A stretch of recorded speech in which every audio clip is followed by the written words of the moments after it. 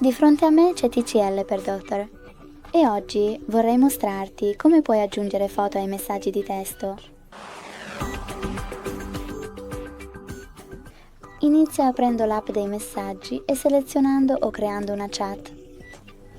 Ora tocca su quest'icona della fotocamera e una foto e tocca tutte le tue foto che desideri aggiungere.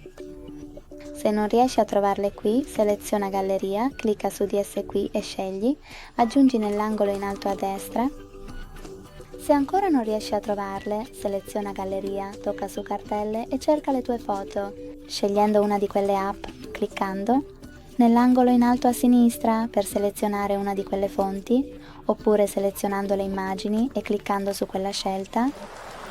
Grazie mille per aver guardato. Se ti è piaciuto questo video, lascia un mi piace, commenta e iscriviti.